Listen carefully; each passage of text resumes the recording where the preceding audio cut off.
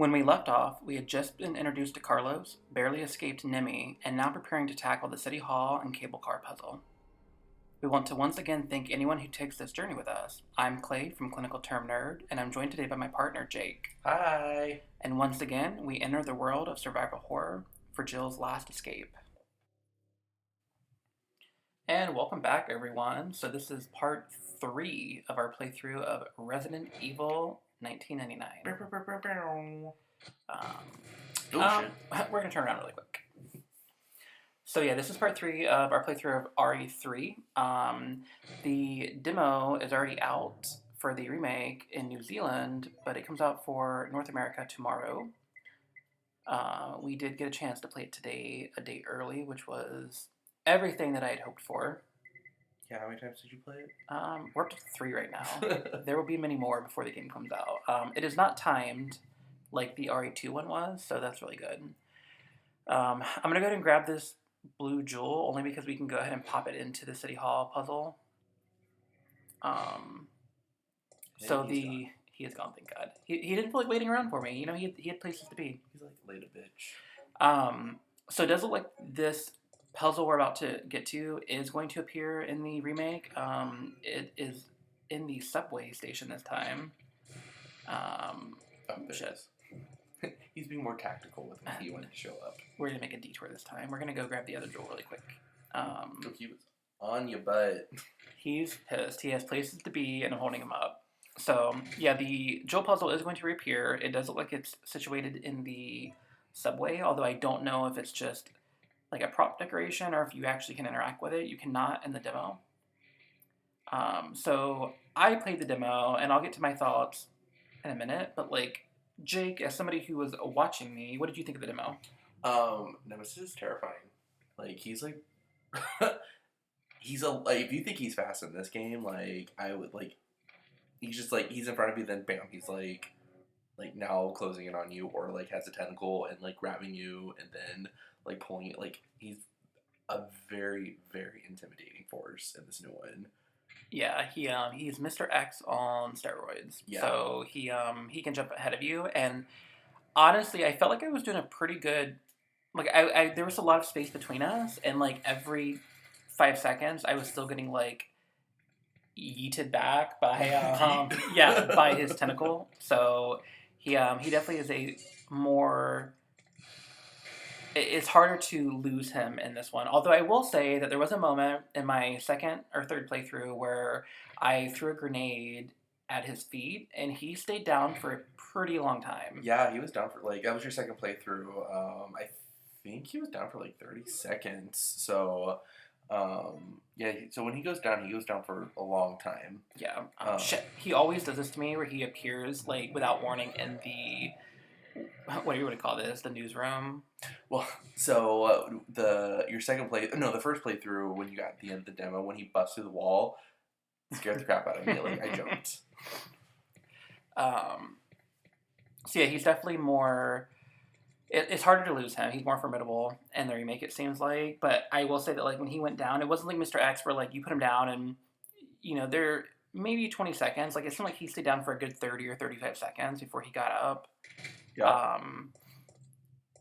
A lot more zombies to deal with, and I didn't think I would miss it, but I do kind of miss the fact that so this is the puzzle that appears in the subway station. But I kind of miss the defensive items from RE2 remake. But they do seem to go down easier. I disagree. I felt like it was really hard to put them down. I will say that I tried the game with the aim assist on and with it off, and maybe it's just for the demo, but the aim assist definitely is not working. In RE2, you can tell, you can very clearly see the cursor, words. You can see the little cursor follow them, and I didn't see that in this one. Like, you are definitely manually aiming, even if you are, even if you have it set to auto aim, like it is not auto aiming. Maybe that was just my demo. Could there be a possibility where the auto aim is disabled for the demo? And that's what I'm thinking. It's probably disabled for the demo because if it's not, it's definitely not auto aiming. So I definitely noticed that it was a lot harder to put them down, but because the knife doesn't degrade like in RE2 remake, you can just kind of like save your ammunition by once they're down on the floor, stab them. Yeah. Well, I feel like it didn't take as many bullets. Because I feel like in Resident Evil 2, like, it takes, like, a whole round to take out one zombie. But this one, it took, like, maybe, like, 3 or 4 shots to Oh knock him no, there was down. no. What playthrough were you watching? I don't know. It just Oh didn't... shit. Nope. So one thing that I did before we get sidetracked, as I'm like playing and talking, I came back to grab the um, power cable and the crank because we're going to need those after he's hot on my ass. We're going to need that for the cable car and then also to access the gas station, which we will get to shortly. So, what did you think of him modifying the zombies?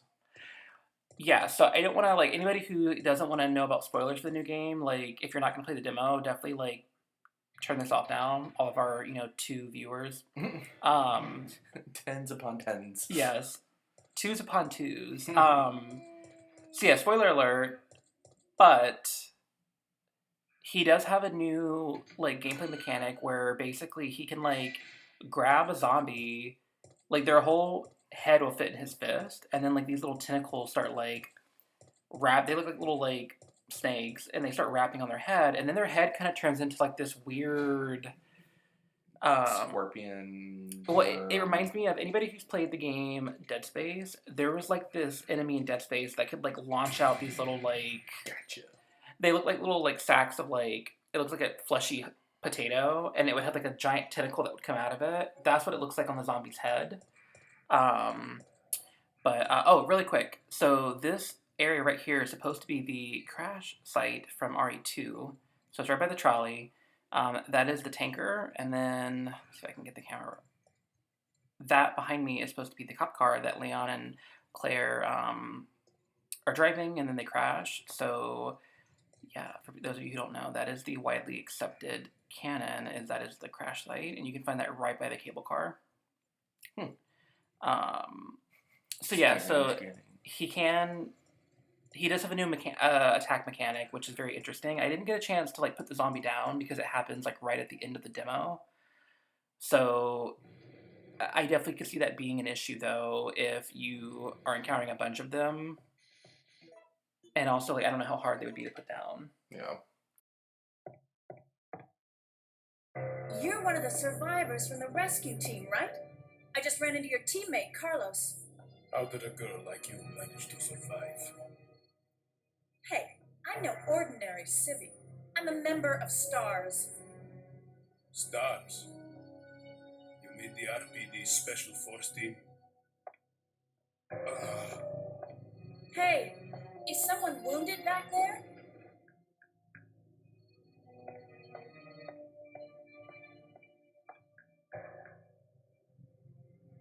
Oh, this looks bad. They're coming. Get ready. Fire. Fire. Stay together. Calm down. You're safe now. Everything is gonna be okay.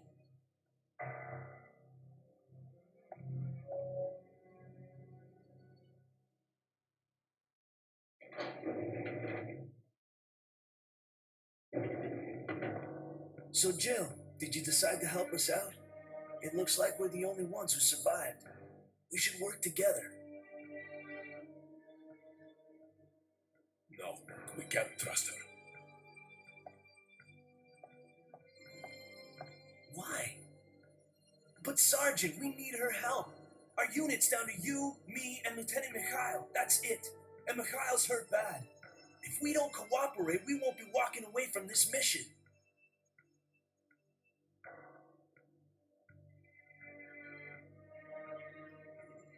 Fine. Then let's go over our plan. We're moving to the bell tower area, which is the designated landing zone for the extraction chopper. Once we get there and give the signal, the chopper will fly in and pull us out. That's a lot of ground to cover. I don't think we can make it on foot. The main problem we have is that the landing zone is cut off from here by the fire. So we have no choice but to use this cable car to navigate through it. Fortunately, we can also use it as a moving shield to get us through the worst areas. That works for me. Good plan, sir. Okay, people, let's get moving. Jill, put this on.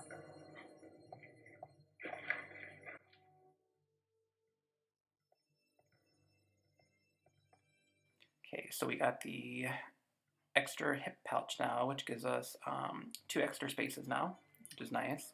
That was a long clip. That was a very long cutscene. We got to meet Nikolai. She's unreliable. Yeah, we got our hip pouch, and then we have the wrench. So you can basically the crank is we're going to take it to the gas station.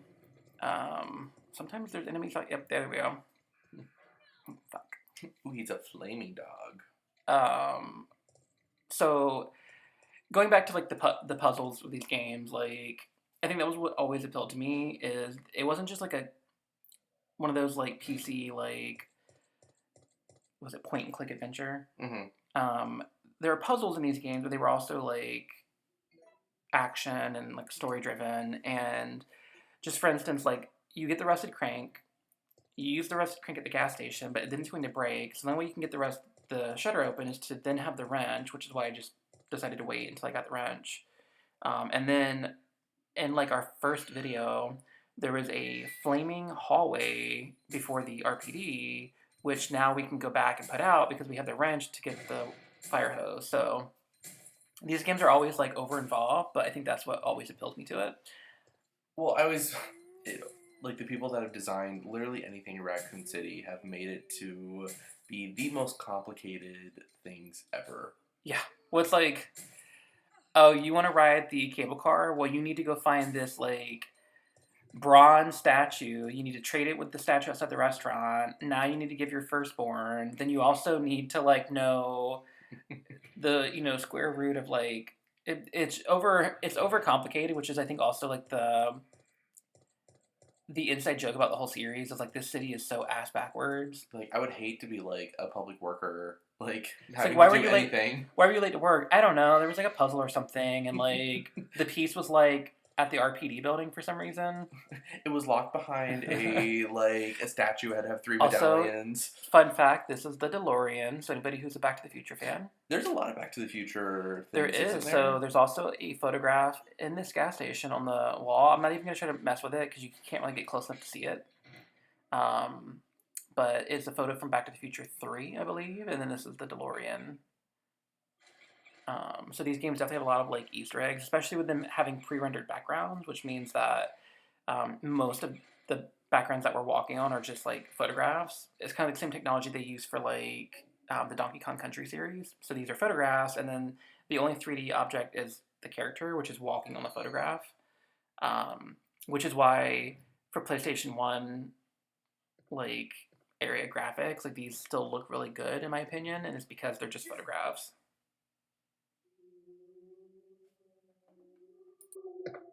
Hey, the zombies are getting restless. I know. I can hear them. What's going on? Carlos here to save the day again, even though we don't need it. You don't need no man. So this is another one of the kind of like branching paths where if you go to, for instance, if you go to the restaurant first, then you won't encounter Carlos in the newspaper building. But if you go to the newspaper building, then you won't encounter him in the restaurant. And then this cutscene can play out, but then you also can go to, there's like a couple other cutscenes that'll differ if you're playing with Nikolai. So that's kind of what this game made up for with not having a second playable character / like campaign. They kind of went with the whole like choose your own adventure where you could replay it and get different outcomes, different cutscenes that you wouldn't have saw the first time. We're about to do one of the puzzles of the game. So this puzzle, once you really get the hang of it, it's not terrible. You're basically just trying to get the highlighted letter be the only one left. So we'll see how good I am at it. The only puzzle that I despise in this game, and it's very like well known, the community hates this puzzle, and I hope it doesn't return for the remake, is the what is it, the water quality or whatever it is puzzle at the very end of the game in the Dead Factory. That is the stupidest puzzle, and it is so hard. And like, I'm glad that the community like agrees that it is terrible. So having a little bit of trouble here in the last one. Let's see. Yeah, these are like, there we go. These are always tricky. But it's like this, for instance, like why not just have a key to unlock this? No, that'd be too easy. Also, like the first time I failed the puzzle, I would just like take the butt of my gun and smash the window out. Be like, "There's a zombie apocalypse. They're not coming back." Also, why did that just all of a sudden explode out of nowhere? So that would have also been one of the other cutscenes that you would have encountered Nikolai here, and that would have been a possible like fake, spoiler alert, fake death scene for Nikolai. Is you would have thought he died in the explosion. Carlos!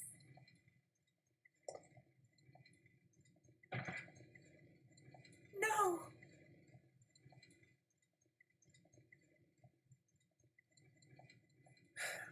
Relax. I'm not dead yet. Are you okay?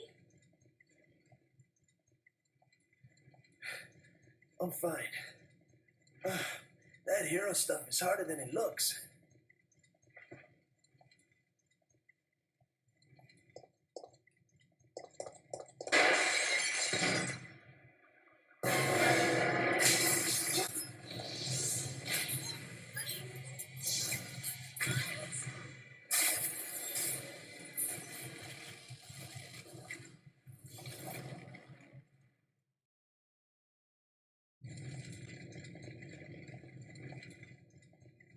Ouch, my ears are ringing. We both should be deaf by now. Okay, I'm gonna scrounge up some equipment. There might not be any at our destination.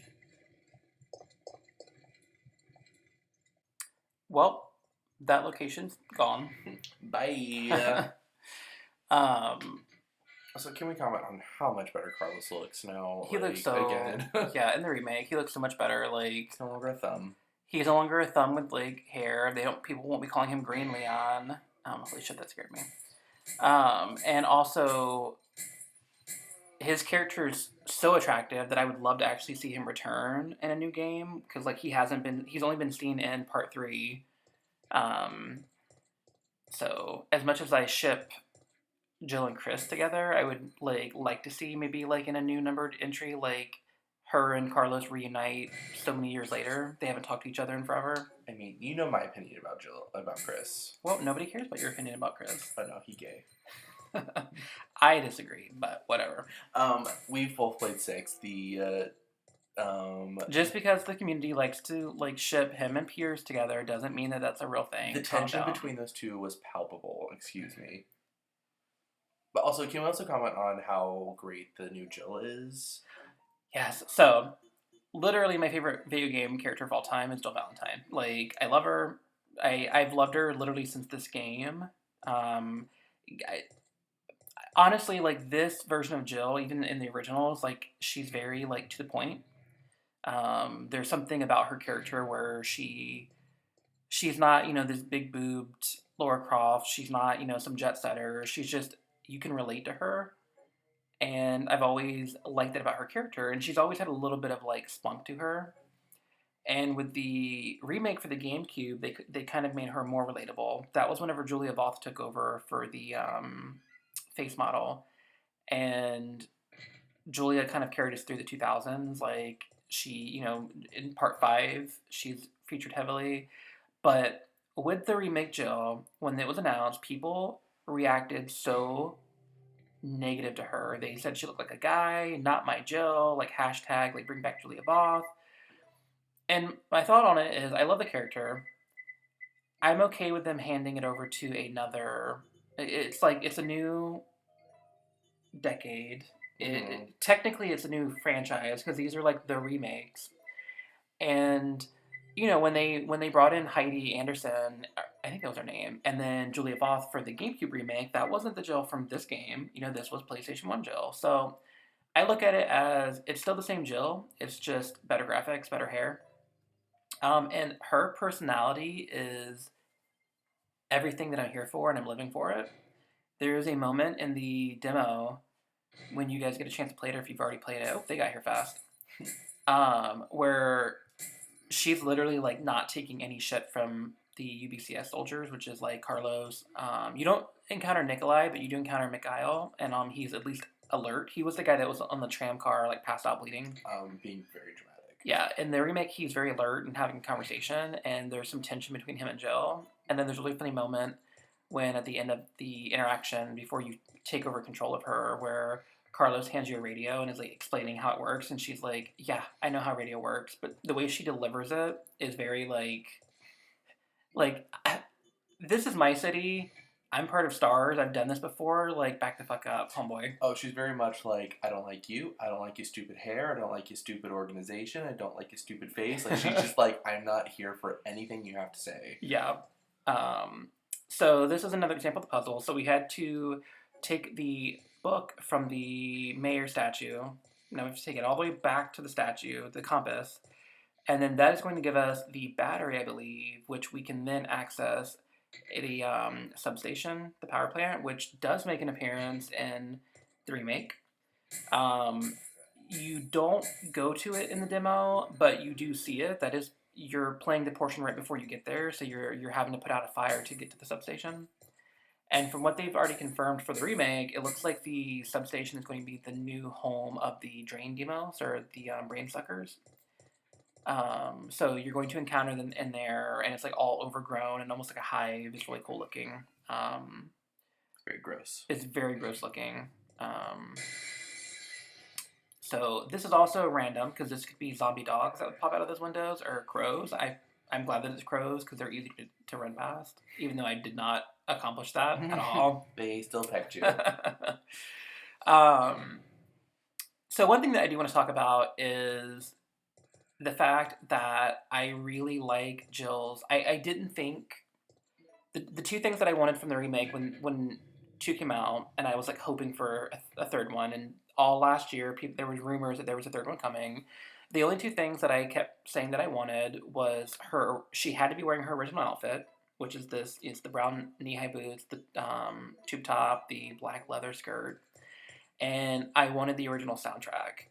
Because my biggest complaint with the second game was the fact that if you stuck to the remake soundtrack, you didn't really hear a lot of music. It was just kind of like sounds, which like is cool. You know, is especially really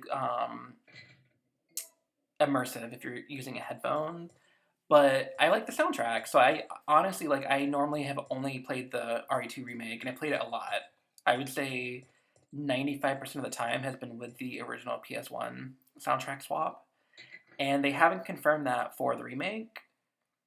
But I will say that when you're playing the demo and you go into the only safe room that's actually on the demo, you hear the safe room music, which I'm a fan of because it's actual music. So I don't know if I will be hating the music in the remake as much, because it sounds like they kind of listen to the fan feedback. Yeah. Because you know me, like I you're love a purist. Anything that's like not what you want it to be, you're just like, I hate it. that. But also, I am huge on video game music. Oh yeah, no. I love some of my favorite soundtracks are like Super Nintendo soundtracks. Like I love the Donkey Kong Country, especially Part 2, the soundtrack for that game. It's legit on his Apple Music. Apple Music. This soundtrack right here for RE3 is on my Apple Music. Like I love the soundtrack to this game. I love the end credit theme song is so hokey, but I love it. I love the City of Ruin. And then for RE2, there's nothing more iconic than the RPD. There's a lot of fucking zombies here. Dang. She's that one that I just killed was out to dress. She has some fishnets on. Well, it kind of looked like she was wearing Jill's jacket too. You mean Claire's? Not Claire's, yeah. Claire's. You uncultured swine. The red one. The other girl. The other girl. So yeah, I'm super excited about that, and I gotta say that I don't. There was another kind of the comments that were going around when they first showed the trailer was oh, she's another generic modern female wearing jeans and a tank. But I'm for me, for Jill anyway, it makes more sense because this outfit was all it's iconic. Like this is her outfit, and it does appear in the remake if you pre-order it. But to me, it was never practical because like the opening monologue to this game is not, oh, I'm gonna go out clubbing, but then like the zombies broke out. No, she is trying to escape. Her intent was not to like stay here. It is to get out of the city because she knows like it's doomed. Why would she be wearing this? Yeah, why is she Why wearing would a you tube top? expose the most skin possible? Like, also, what's holding that tube top up? Did she like super glue it down before she like left? Otherwise, like I know, like those titties would be popping out. Like, I don't understand it, and I'm just like I don't know why I keep checking this door handle. I I like it. Will I play with the costume swap? Of course, but I do like the new outfit. me too. I think it's more practical. Honestly, like if it was gonna be super practical, she'd be wearing like a suit of armor she stole from the museum. The museum. But, you know, like actually like cover her shoulders and like not expose any skin whatsoever. But like, who's judging? Yeah, but me being Me. the gamer that I am, and I mean that like GAY gamer, I agree with the adage like you can't fight crime if you can't be cute. So like I don't Oh, ain't that the damn truth? I will not pick a character. If you can hear that, our dog is like going crazy in the background. Um, I will not pick a character that like doesn't look attractive to me. This puzzle is also really hard. Now that I'm trying to like let me focus. So the object. Never mind, it wasn't that hard. It This does, is really hard, it except does for me. it does randomize. So we do have to do another one though. But basically, you want to set each of these shutters have like a um, number that you need to be in between to be safe to get it to open. And like if you don't, so we just got the fuse, which we're gonna take to the tram, and then this will be another like choose your own adventure. Um, I always just electrocute them. That way I can just stay here and like continue what I'm doing because this is in the first part of the playthrough. I told you that whatever gun you got at the police station, you would find the opposite one here. This is that location, and like you can just instant kill them. It doesn't hurt anything. The only thing it does do is change the number, so it's a little bit harder for the puzzle. Um, so it might be a little bit more difficult to do this next one, but we should be getting the Magnum because we got the grenade launcher at the RPD. Okay, so that What was number do you that. have to get to? I don't remember. Normally like I have it in my head where I know like red, blue, blue, blue, red, blah blah blah. Blah. Like I have them memorized for the most part, but I may have just screwed it up by doing the cutscene.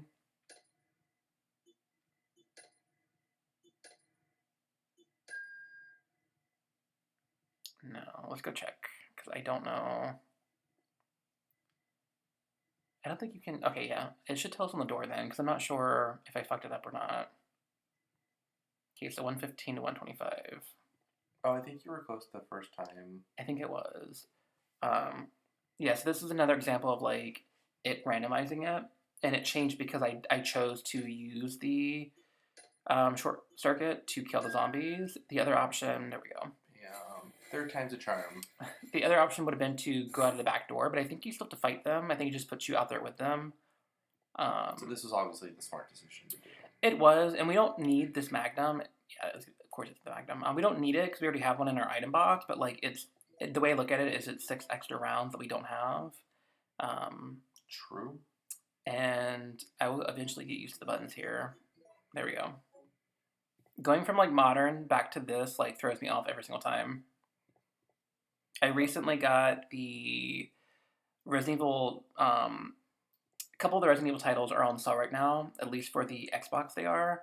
So I picked up Resident Evil 0, and even going from like this game to that game and then to the remake demo back to this game is like so it throws you off because the remastered version of 0 does have like updated controls that you can swap in. It's a little bit better, but like it's throwing me off. Yeah, this one doesn't know how to just sit down and play one game. He has about 15 games going at once. Oh, when he got me into Pokemon, like I literally was like, I think for me my favorite thing is like the beginning when you get to choose your Pokemon. So like I grabbed like I literally just hoarded all of his cartridges from like the DS up to current and just like had a bunch of like games going on at the same time. And now that Pokemon Home is out and he's trying to collect Pokemon, he had to like go back and like either finish my games or wipe them out because I had like deleted all of his stuff. I'm just finishing his games because I'm too lazy to restart the game. But like, he literally was like at the very beginning where he picked his first Pokemon for, I would say, most of them. The only one I won't touch is your Ultra Sun. Yeah, I was about to say like don't touch that one or like Because that's the only one you actually are playing through. yeah. All right, we'll go full Joe Valentine on you. Another cool fact is the Eagle's Pet Shop does appear in the remake demo. You can see it. Oh yeah. So there's two things that I'm coming back here for. The first one is we need to come back here to get the. We have to use the wrench to release the fire hose, which we can then put out if I can talk, we can use the wrench to put out the fire that was in the hallway before the RPD, and we need to go back there to get the other oil to add to the gas can that we found. And then we have everything we need for the tram car. We have the fuse, the wires are already installed, and then we'll have the oil. And then the other thing that I'm going to do, which is really cool, is we're going to go back to the very beginning of the game and see Dario's body and then get his file, which is what you need if you want to do 100% completion. I'm not going to worry about that because this is just like a fun playthrough. I'm not doing it for like speedrunning or anything. But just to show something that I didn't know up until like recently, that you could go back to that point and like see his body. So he does not survive. So okay, now that we're like running back, like does Nemesis jump out at any point, or he shouldn't. He should only appear after I put the fire out. Let's grab these really quick. He should only appear. You got me nervous now. You're like, is he gonna appear? I'm like, I'm gonna say no. Then he's gonna appear like out of nowhere, like the Kool-Aid Man. I'm gonna grab these. So he should only appear after we put the fire out, and then we're coming back, and then he should come through that doorway with like his rocket launcher. But I don't think he appears. At least scripted. He may randomly appear, but like I've never encountered him. And then thankfully, one thing that I do appreciate this game, because they are kind of strict with like inventory and like the older games, you can't just like pick up an herb and mix it with like another one, or you can't like mix the handgun ammo without the reloading tool. But it does always ask you like, this item is no good now. Would you like to throw it away? Because you're psychic now, and you can be like, I will no longer need this in the future. Yeah. Well, the remake doesn't tell you, but the remake does put a red check mark next to it, which is nice. So, one thing that I found out, because I am not the RE super fan like I thought I was, is there is a difference between Drain Demos and the Brain Suckers, which we just encountered. So, when you are leaving the RPD after escaping, when you're in the construction site that we took the lift up to go to the power plant, those are those are Drain Demos. They're very like skinny looking, and then apparently the Brain Suckers look almost identical. I think they are. They're just reskinned, but they have like more flesh to them. Yeah, if that makes sense. Looks like a little bit more wormy. Yeah, there's more like flesh tones to them. They look identical to me, so I just always thought they were like the same thing. It's just like I thought Brain Sucker was the nickname for Drain Demos. Like Mr. X is the nickname for that Tyrant model, because that's actually not his name. But that does bring me to my next fun fact. Do you know where Mr. X got his name from? DMX. X gonna give it to you. Gonna give it to you. No, this is a little bit of a dicey situation. So thankfully these pallets are here. And also another fun fact, on top of the other fun fact, is when you're playing the Mercenaries mode, if you can make it to this pallet right here, and you can get on top of it, there's usually dogs in this room. If you just keep spamming the quick dodge, it'll keep adding points to your score, and it's a very quick way to farm XP to get the unlimited ammo. But my fun fact is, Mr. X actually came from the series of novels that S.D. Perry published in about the like early 2000s, right about the time the games were still coming out. She's basically written a book for every like main series title. I think she stopped after like Code Veronica. I don't think there was one for 4 and 5, but she did one for 1, 0, 2, 3, and then she did 2, I think, of her own. One was called Caliban Cove. I can't remember the other one. I didn't like this as much. It's nothing against her because she's a great writer, but I didn't like the like Standalone. yeah this like her spinoff stories. But I did enjoy like her books are very faithful to the games, and I'm pretty sure it started in her novel where like she coined him Mr. X and a bunch of other like nicknames. The characters thought of it, and then when I think it was NECA brought out their line of RE toys, they put Mr. X on the packaging, and so years later it just stuck. And even Capcom like that is his name now is Mr. X. In the remake, like he's Mr. X, which I think is kind of cool. I think it fits. It does because you don't want to go around being like he's T001, I think is him. Because you would like Leon and Claire wouldn't know that, so they would probably give him like a weird nickname like Mr. X. Yeah, and I think they literally call him all kinds of names like Big Son of a Bitch, like just tons of names. But that was one of the names that they gave him, and it stuck because that's just something that like it's like fans. I can't remember why. I think this game is just called Nemesis because like it's her nemesis, but and also because of the program that he's in. But his name is technically like the Pursuer, or like the T003, I think, or he's like the Nemesis T type. But a lot of people just call him Nemesis, or they call him Nemi. Like I call him Nemi. But it's just funny like the way that fans kind of like nickname these characters, and then like sometimes it sticks and it becomes like canon. But I definitely recommend those books. I used to have all of them, and then when I moved up north and moved back, like I lost them all. So I was able to find part two, which is called City of the Dead, which is Leon and Claire's, and reread it. I should have grabbed three, but I was like, no, I'll wait. And then like our bookstore never got them back in stock, and I'm too lazy to go on Amazon and order them for $5. So poor Dario should have came with us in the beginning because now he's dead. Well, like also like how many zombies did you just like blow through? A lot. I wasn't even counting. I was just too busy talking. So yeah, he's dead. He should have came with us, but he chose not to. So you know what? That's his fault. Is that him? Yeah. Did you not get the file? The file's in the crate that he like hid himself in, and there should be some supplies in here too. I think it's gunpowder. So, I'll give you guys a chance to read this because there's one thing that like I always get frustrated with is if the person doing the Let's Play doesn't give you time to read the files, or like every other page they wait and then the next one they speed through it. Like it's annoying. So I'll let you read it. ASMR. My entire family has been killed by the coronavirus. That's really sad. I mean, but when you get his backstory, like apparently, I gotta read more into it because I don't really care about him that much. But apparently, like it's kind of insinuated that I guess like he killed his family, like he kind of left them to die. So he's not the nicest of guys. Like they were being chased by zombies, and he like locked the gate on his wife and daughter. Oh well, then never mind. It's not sad. Yeah, I'm pretty sure that's like it was in like a Japanese like comic where he like locked the gate on like his daughter and his wife, and then there's like another belief that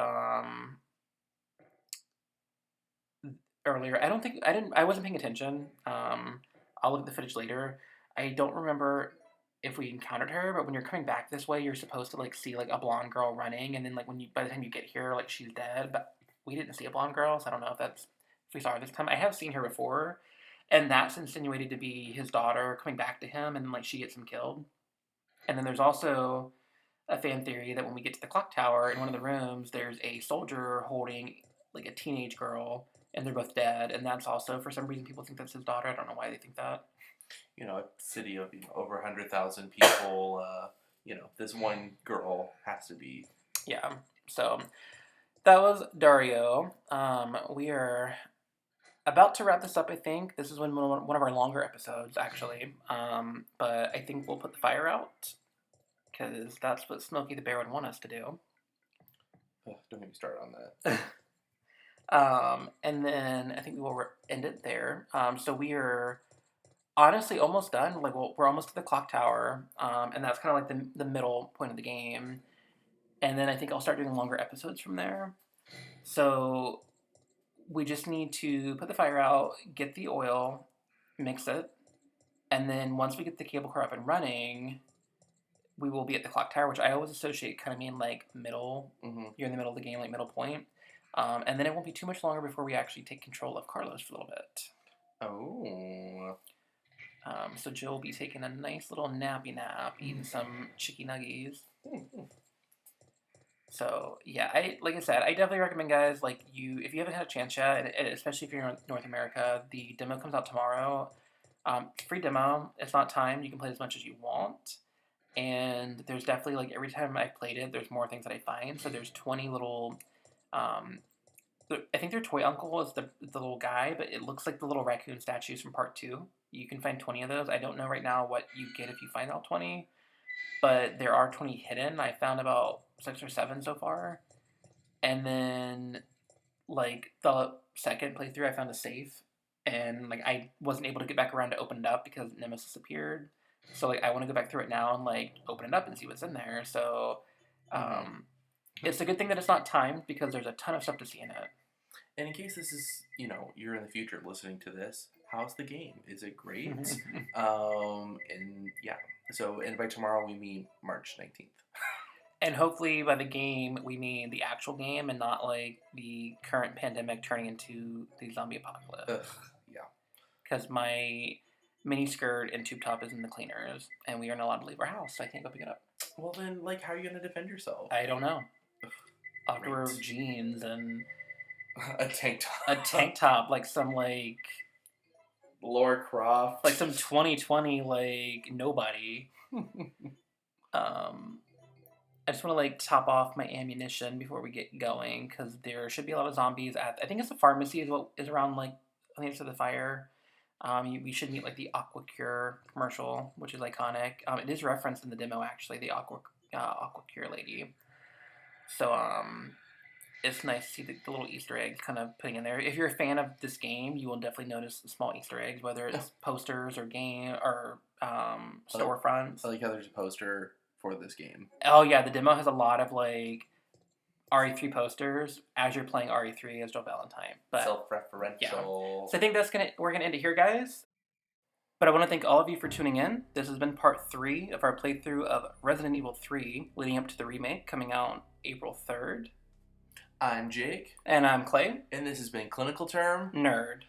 And as always, you can find us on our podcast, which releases weekly. We're also very heavily on Instagram, on our official Instagram page, and also Facebook. And we thank you for any support that you give us. Don't forget to like, subscribe, and comment on everything. And we'll talk to you later, nerds. Stay safe, everybody. Bye.